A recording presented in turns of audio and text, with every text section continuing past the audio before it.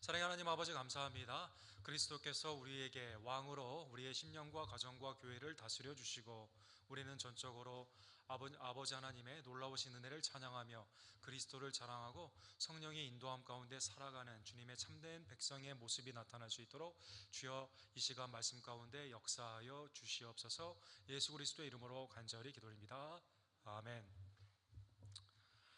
오늘날 세계에 많은 지도자들이 있고 또 유엔에 가입한 나라만 해도 150여 개의 나라가 있지만 뭐니 해도 세계 최강의 나라는 미국을 볼 수가 있습니다. 군사력이나 경제력이나 미국에 있어서 오늘날 세계의 질서가 운영이 되는 것을 볼 수가 있습니다. 미국의 최고 지도자인 대통령은 그래서 막대한 예산을 들여서 그의 안위함과 보호함을 위해서요, 백악관뿐만 아니라 캠프 데이비드 그리고 에어포스 1, 에어포스 2라고 불리우는 미국 대통령의 전용기가 따로 이렇게 마련이 되어서 그의 정치 활동, 세계 질서를 위한 그러한 활동을 돕고 있습니다. 얼마 전에 트럼프 대통령이 새로 에어포스 1을 계약하게 되었는데 그것은 보잉사에서 만드는 3.9 빌리언, 한국 돈으로 말하면 몇 조 원에 해당하는 그러한 비행기를 새로 제작하게 된다고 합니다. 급유를 받지 않아도 공중에서 며칠 동안 떠 있을 수가 있고 또 여러 그 폭격기나 이런 것들의 레이더에 탐지도 되지 아니하며 국가의 원수를 이렇게 안위하는 이러한 대통령의 보호를 위해서 이렇게 에어포스 1을 구입하게 된다고 합니다. 에어포스 1이 다니는 곳곳에서 특별히 미국뿐만 아니라 세계 곳곳에서는요, 미국의 대통령이 방문하게 되었을 때 그 나라에서 막대한 돈을 들여서 영접을 하게 되고 또 그 사람의 눈치를 살피면서 그 사람이 하는 말 또 하는 그러한 행동을 통해서 많은 해석이 오고 가게 됩니다. 또한 미국 대통령이 가는 곳곳에 또 우리나라 대통령도 마찬가지지만 꼭 자국민을 방문하게 되고 군인들이나 아니면 외교관들을 격려하는 그러한 일이 있게 되는 것입니다. 대통령은 대접을 받는 그러한 외국에 가서 대접을 받는 그러한 중요한 위치에 있는 사람이기 때문인 것입니다. 세계의 대통령이 이렇다면 만왕의 왕이신 예수님이 이 땅에 오시게 되었을 때 우리는 기쁨으로 최고의 극진한 대접을 하게 하였어야만 될 것입니다. 에어포스 1을 타고 하늘에서 오시진 않았지만 동정녀 마리아를 통해 나타나신 예수님을 우리가 적어도 모실 사관은 있어야만 되는데 예수님이 이 땅에 오셨을 때 모실 여관이 없을 정도로 말 구유에서 태어나는 매우 겸손한 왕으로 이 땅에 오시게 되었습니다. 유대에 대한 왕이 어디에 낳느냐라는 동방박사의 질문에 많은 사람들은 어디에 낳는지 그 베들레헴이라는 곳은 알았지만 가서 경배하지 않았고 예수님의 생애는 언제나 고난 가운데 머리 들 곳자 없는 그러한 인생을 사시게 된 것입니다. 오늘 본문은 예수님이 예루살렘에 입성을 하는 드디어 구원의 하이라이트가 나타나는 고난주간의 시작이 있는 종려주일의 말씀이 됩니다. 예수님은 왜 굳이 예루살렘에 가셨어야만 됐을까요? 나사렛이나 갈릴리의 사역에 집중했던 예수님은 점점점 그의 사역이 예루살렘으로 향하고 있는데 그것은 하나의 목적을 두고 나아감을 볼 수가 있습니다. 누가복음 9장에 보면 모세와 엘리야가 변화산상에서 이 땅의 제자들 요한, 야고보, 베드로를 통해 나타나게 되었을 때 하나의 말씀을 하시는데 그것은 31절 누가복음 9장에 나와 있는 것처럼 디파처, 이 땅에서 떠나가시는 별세에 대해서 예수님이 말씀을 하여 주시는 것을 알 수가 있습니다. 모세와 엘리야의 여러 가지 대화의 내용이요 있을 수 있겠지만 하나의 주제는 예루살렘에서 예수님이 돌아가신다는 것입니다. 누가복음 13장 33절에 보면 예수님은 여러 마을들을 다니시면서 제자들을 재촉하여 주시게 되는데 오늘과 내일과 모레는 내가 갈 길을 가야 하리니 선지자가 예루살렘 밖에서는 죽는 법이 없느니라. 예루살렘을 향해 죽으러 가셨다는 것입니다. 만왕의 왕이신 예수님이 이 땅에 누울 곳조차도 없으시고 머리 둘 곳자 없는 생애를 가지시면서 병을 고쳐주시며 귀신을 내어쫓고 또 죽은 자를 살리신 예수님이요, 말씀의 사역 가운데 가장 큰 최종 목적은 죄가 없으시고 무음하신 예수님이 우리를 위해서 십자가에 못 박히기 위해 돌아가셨다는 것입니다. 예루살렘에 가셨다는 것입니다. 사랑하는 성도 여러분, 누군가 나를 위해 오는데 나에게 생명을 주고자 목숨을 바치러 온다는 그것, 대통령도 나를 위해 오는 게 얼마나 큰 그 감사예요. 그런데 그 대통령이 나를 위해 죽으러 온다는 그것, 상상할 수도 없는 그러한 일이 만왕의 왕이신 예수 그리스도 하나님의 아들의 이 땅에 강림하심으로 놀라운 은혜 가운데 우리에게 임하게 된 것입니다. 예수님은 입성하시게 되었을 때 오늘 나눠드린 이 종려 가지를 가지고 어린아이들이 이제 흔들게 됩니다. 제자들도 많은 무리들도 자기들이 생각하는 메시아, 구약에 있었던 스가랴의 내용처럼 나귀를 타고 오시는 예수님을 왕으로 이제 영접을 하게 된 것입니다. 정치적인 해방, 병으로의 해방, 가난에서의 해방, 여러 가지 개인의 어젠다를 가지고 오는 왕을 그들이 찬양하고 있었을 때, 오늘 본문 37절과 38절에 보면 제자의 온 무리, 12제자뿐만 아니라 예수님을 따르던 그 제자들은요, 조금 다른 각도에서 예수님을 찬양하고 있습니다. 자기들이 본 바 모든 능한 일로 인하여 기뻐하며 큰 소리로 하나님을 찬양하며, 예수님이 증거하시고 행하신 그 일이 하나님의 아들이 됨을 그들은 알았기 때문에 주의 이름으로 오시는 왕이여 하늘에는 평화요 가장 높은 곳에서는 영광이로다 하니, 누가복음 2장에 나와 있는 목자들에게 천군 천사가 하나님의 아들의 탄생함, 만유의 주가 되시는 구주의 탄생함을 증거하게 되었을 때, 천군 천사가 하늘에는 평강이요 이 땅에 그의 기뻐하시는 이름을 자들에게는 하나님의 영광이 나타나는 놀라운 역사의 그 말씀을 제자들이 이렇게 말을 하게 된 것입니다. 우리 헤나 베이스라는 유명한 분이 그린 그림을 보게 되면 종려나무를 들고 가시는 많은 무리들이 그 가운데 있게 되죠. 어린아이들, 제자들, 하나님의 택하심을 입은 그러한 사람들은 예수님이 왕 되심을 그들은 알고 이제 종려나무를 흔들게 되게 된 것입니다. 그러나 하나님의 말씀을 연구하고 메시아의 오심을 기대했던 바리새인은 놀랍게도 반대의 반응을 보입니다. 오늘 본문 39절과 40절에 보면 바리새인들이 이렇게 말을 합니다. 당신의 제자들을 책망하소서 하거늘 대답하여 이르시되 내가 너희에게 말하노니 만일 이 사람들이 침묵하면 돌들이 소리 지르리라 하니라. 아니, 만왕의 왕인 예수 그리스도 구약의 말씀 그대로 나귀를 타고 오시고 또 다윗의 자손으로 호산나 우리를 구원해 주게 오시는 예수님을요, 바리새인들은 다른 각도로, 즉 불신으로 예수님이 하나님의 아들됨을 그들은 부정했다는 것입니다. 왕 대신 예수님을 부정하기 때문에 제자들이나 어린아이들이 찬양하는 것을 기뻐하지 않은 것입니다. 사랑하는 성도 여러분, 불신자가 예수 그리스도의 왕 되심 구원주 되심을 부정한다 하더라도요, 예수님이 왕이 아니거나 구원주가 아님은 아닙니다. 오늘날 reader's response, 내 마음대로 해석하는 그러한 마음 가운데 내가 믿으면 실제가 되고 믿지 않으면 실제가 안 되는 그러한 해석들이 많이 있는 것 가운데 주님을 내가 왕으로 모시지 않는다 하여 주님이 우리의 왕이 아닌 것은 아니다라는 것입니다. 요한복음 11장 48절에 보면 여기에 그들이 왜 예수님을 부정한 이유가 나와 있습니다. 만일 그를 이대로 두면 모든 사람이 그를 믿을 것이요 그리고 로마인들이 와서 우리 땅과 민족을 빼앗아 가리라. 오병이의 기적, 특별히 죽은 지 4일이나 되었던 나사로를 살리는 그러한 기적 가운데요, 예수님을 믿는 사람들이 굉장히 많이 늘어나게 됩니다. 그러니까 대제사장과 바리새인과 서기관들이요 무슨 생각을 하냐면 이렇게 되면 메시아됨의 확인을 통해서 우리가 하나님의 평강을 누리겠구나, 이렇게 해석해야 성경을 연구하는 사람들의 마땅한 해석인데, 로마인이 와서 우리를 더 빼앗아가고 우리의 기득권을 빼앗아가려는 생각 가운데 예수님을 죽이기로 그들은 작정한 것입니다. 사랑하는 성도 여러분, 주님은 왕으로 이 땅에 우리에게 오시게 되었을 때 우리에게 영접하라고 강요하지 않습니다. 주님이 하신 말씀과 주님이 행하신 그 능력을 통해서 인정하기를 원하시며 영접하기를 원하신다라는 것입니다. 예수님은 자기를 부인하시고 자기의 왕되심을 이렇게 비판하는 많은 사람들이 있었던 예루살렘을 향해, 그래서 오늘 본문 41절과 42절에 보면 예루살렘 성에 가까이 오게 되었을 때 예루살렘 성을 향하여 우셨다라고 성경에 나와 있습니다. 가까이 오사 성을 보시고 우시며 이르시되 너도 오늘 평화에 관한 일을 알았더라면 좋을 뻔하였거니와 지금 내 눈에는 숨겨졌도다. 사랑하는 성도 여러분, 구약의 예루살렘은 어떻게 정해졌습니까?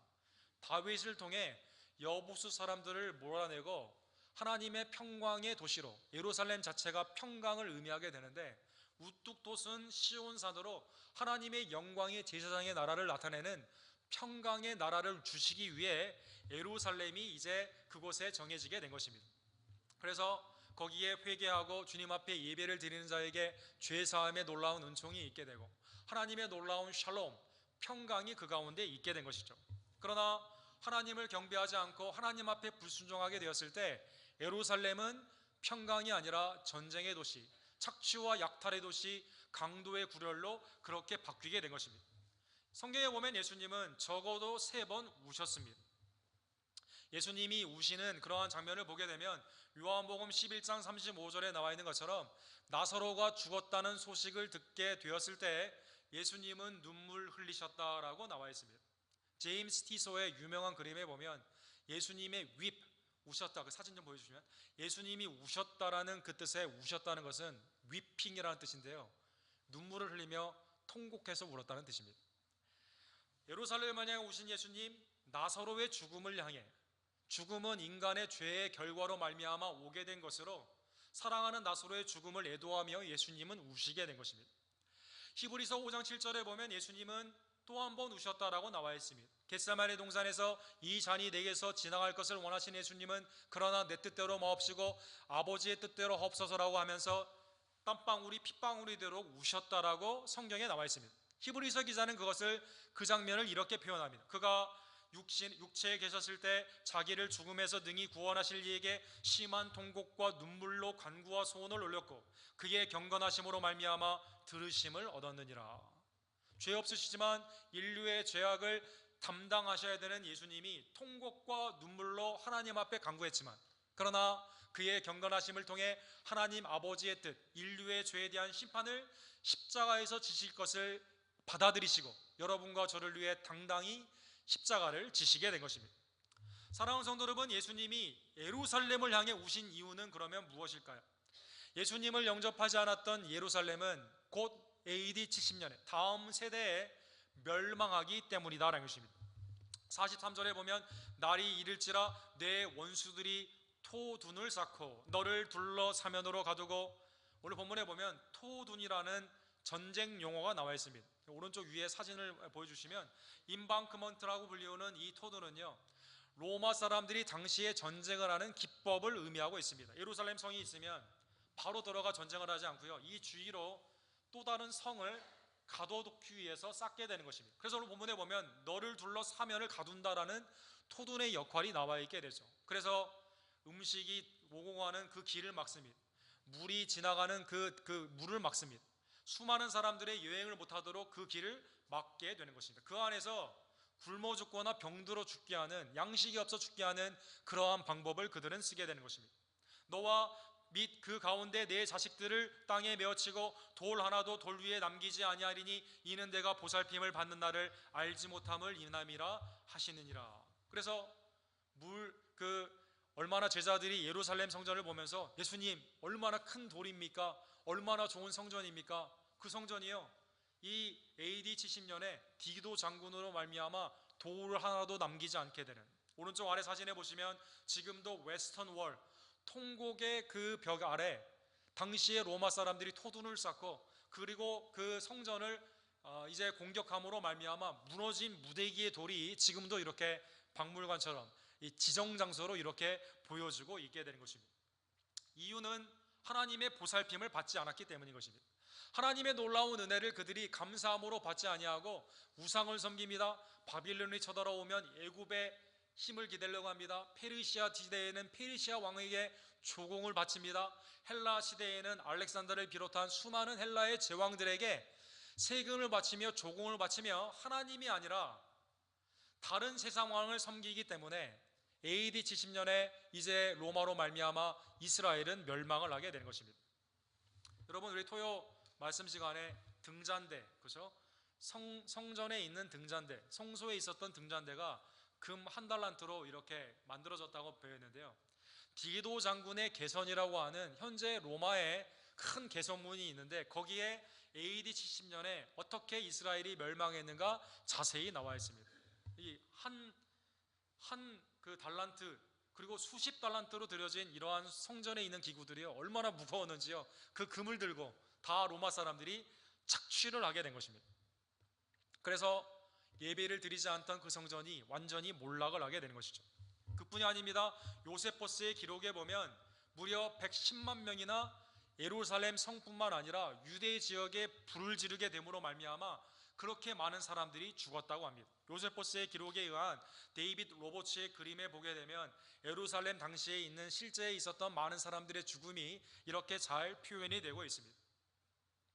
아버지로 이름으로 오신 하나님의 아들 예수 그리스도를 영접하지 않게 되었을 때, 왕으로 부정하게 되었을 때 엄청난 심판이 이렇게 기다리고 있었던 것입니다. 사랑하는 성도 여러분, 예수님은 마지막 일주일을 성전에서 복음을 증거하는 사역 가운데 초반부를 쓰시게 됩니다. 마태복음에 보면 매일 성전에 들어가 있는 예수님은 비유 가운데 하나님의 나라에 대해 말씀을 하여 주시게 되죠. 45절과 46절에 보면 예수님은 성전에 들어가 성전을 복원하는 사역 가운데 월요일을 쓰시게 됩니다.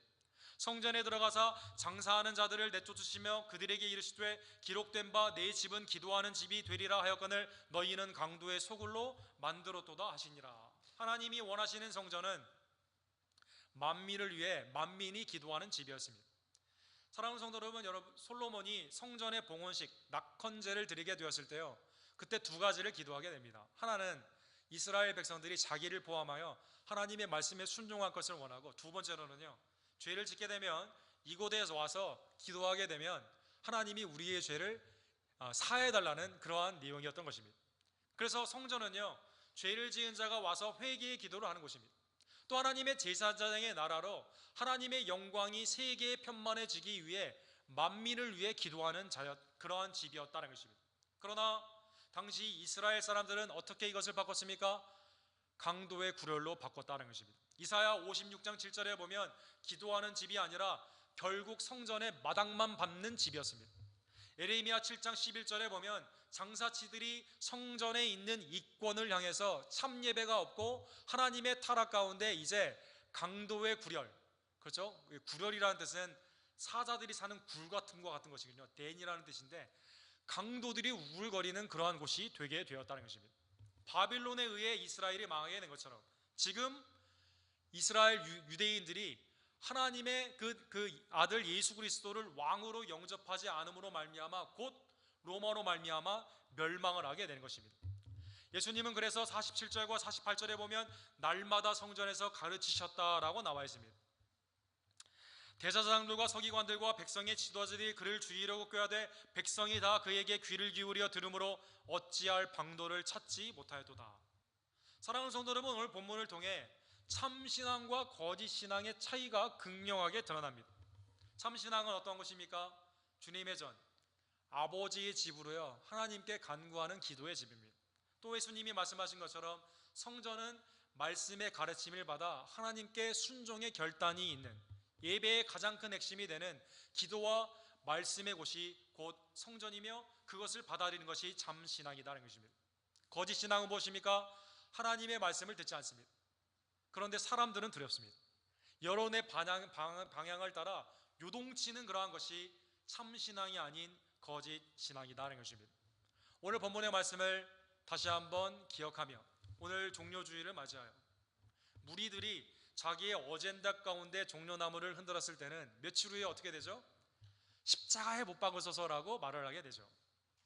그러나 참신앙 가운데 우리의 영원한 왕인 예수 그리스도를 여러분과 제가 매일 시인하고 우리의 삶 가운데 종려나무를 흔들므로 말미암아 하나님의 승리의 기쁨으로 참여하는 여러분과 제가 되기를 간절히 원합니다. 요한복음 19장 15절에 보면 놀랍게도 대제사장들이 너희의 왕을 죽이랴 라는 빌라도의 말에 이렇게 말을 합니다. 가이사 외에는 우리에게 왕이 없나이다. 아니, 놀라운 말이에요.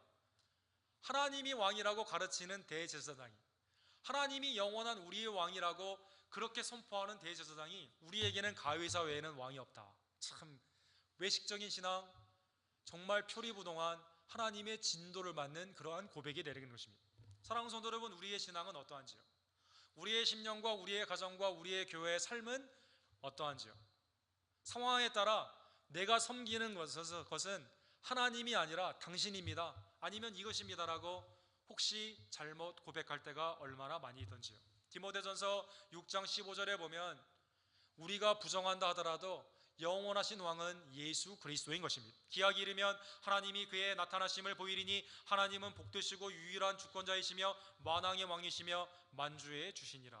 태어날 때도 왕으로 태어나신 예수님, 동방 박사들을 통해서 왕으로 고백받은 예수님, 십자가를 통해서도 유대인의 왕으로 죽으신 예수님, 그리고 주님의 심판날에 다시 오시는 그분도 우리가 부정한다 하더라도 우리를 창조하시고 우리를 구원하시며 우리를 심판하시는 만왕의 왕이 분명하다는 것입니다. 계시록 11장 15절에 보면 여러분 세세토록 왕노릇하는 종려나무를 가지고 우리는 주님을 왕으로 고백하며 천국에서 영생을 보내게 됩니다. 즉 천국에서도 하나님은 독생자 예수 그리스도를 왕으로 섬기는 백성으로 여러분과 저를 받아주시기 때문이다라는 것입니다. 사랑하는 성도 여러분, 예수 그리스도를 왕으로 섬긴다면, 그의 백성으로 여러분과 제가 고백한다면 주의 말씀을 들을 때 언제나 순종함으로 듣는 하나님의 백성들이 되기를 간절히 원합니다. 마음에 찔렸다라는 헬라의 특별한 단어가 있습니다. 이 단어가 사도행전에서 두 번 사용이 되게 되는데요, 근데 결과는 완전히 반대예요. 베드로를 통해 예수 그리스도의 놀라우신 그 은혜, 너희가 바로 십자가에 못 박혀 죽였다, 그러나 그는 십자가에 못 박혀 죽으시고 부활하심으로 만왕의 왕이 되셨다라는 설교를 들었을 때요, 오순절에 모여있는 수많은 사람들이 이 말씀에 마음이 찔렸다라고 나와 있습니다. 말씀이 찔려 이렇게 말을 합니다. 베드로와 다른 사도들에게 물어 이르되 형제들아 우리가 어찌할까 하거늘. 하나님의 말씀 앞에요, 나의 죄를 깨닫고 내가 주님을 위해 무엇을 해야 되는지 마음에 찔려 깨닫게 된 것입니다. 왕의 말씀 가운데 나의 죄를 깨닫고 그분을 어떻게 섬길 것인가, 그 사도들에게 묻게 된 것입니다. 베드로가 뭐라고 말합니까? 너희의 죄를 회개하여 성령의 선물을 받아라 라고 말씀하게 되었을 때 하나님의 놀라우신 역사가, 이제 수천 명의 성도들이 예수 그리스도를 영접하고 세례를 받음으로 초대교회의 부흥의 역사가 마음에 찔리는, 왕의 말씀 가운데 나를 돌이키는 회개 가운데 일어나게 되었는데, 사도행전 7장에는 마음에 찔렸는데 반대입니다. 구약의 말씀을 설교하며 스데반 집사님이 너희는 목이 굳은 백성으로 예수 그리스도가 죄가 없음에도 불구하고 죽였다라고 말을 하게 되었을 때요, 이 말을 듣고 마음에 찔려 그를 향하여 이를 갈거늘 그들이 큰 소리를 지르며 귀를 막고 일제히 그에게 달려가며 돌로 쳐서 스데반 집사님을 죽게 한 것입니다. 같이 마음에 찔렸어요. 왕의 말을 순종함으로 믿음으로 받게 되면 회개의 역사, 신앙의 역사, 헌신의 역사가 일어나게 되는데, 예수님의 말씀을 왕의 말로 듣지 않고 그의 말씀에 순종하지 않게 되면 오히려 하나님의 반대의 사탄의 도구가 되어 원수짓을 하는 그러한 결과로 나타나게 된 것입니다. 사랑하는 성도 여러분, 오늘은 종려주일입니다. 내 마음 가운데 왕 대신 예수 그리스도, 나의 가정과 우리의 교회 가운데 왕 대신 예수 그리스도, 세상의 어느 왕이 나의 생명을 위해 나에게 찾아와 목숨을 내어준단 말입니까? 사랑하는 성도 여러분, 독생자 예수 그리스도 영원하신 만왕의 왕이 나를 위해 죽으시고 부활하셨음을 다시 한번 감사하며 그의 말씀 앞에 순종하는 하나님의 참된 백성들이 되기를, 영원한 마음의 종려나무를 주님 앞에 흔드는 하나님의 백성들이 되기를 주님의 이름으로 간절히 축원합니다. 기도합시다. 사랑하는 하나님 아버지, 감사합니다. 해마다 종려주일을 맞이하여 우리는 예수님을 왕으로 고백하지만, 그러나 며칠 후에 마음이 변질이 되어 예수님을 십자가에 못 박으라고 외쳤던 무리와 같이 요동치는 거짓 신앙의 모습이 우리의 모습은 아닌지요. 하나님, 세계에 있어서 재물을 섬기고 명예를 섬기고 그리고 자기 자신을 사랑하며 자신을 섬기는 이러한 때 왕 되신 예수 그리스도만을 온전히 높여드리며 찬미하며 주님만이 주시는 참 평강을 누리며 살아가는 하나님의 백성들이 될 수 있도록 주님 이 시간 은혜를 베풀어 주시옵소서. 말씀을 들을 때마다 순종으로 받아 마음에 찔려 회개하며 주님을 온전히 믿으며 헌신 가운데 풍성한 열매를 맺는 하나님의 백성들의 우리 언덕교회가 될 수 있도록 주님 이 시간 은혜를 베풀어 주시옵소서. 말씀과 기도의 역사가 나타나는 하나님의 참신앙의 성전이 되기를 원하며 주님의 복음의 능력이 회복됨으로 회개하는 자 하나님의 구원의 보혈의 놀라운 은총을 깨닫게 되며, 그리고 만왕의 왕 되신 예수 그리스도를 증거하며 나아가는 착하고 충성된 주님의 종들로 사랑하는 하나님의 백성들을 이 시간 주님 이 시간 축복하여 주시옵소서. 예수 그리스도의 이름으로 간절히 기도드립니다. 아멘.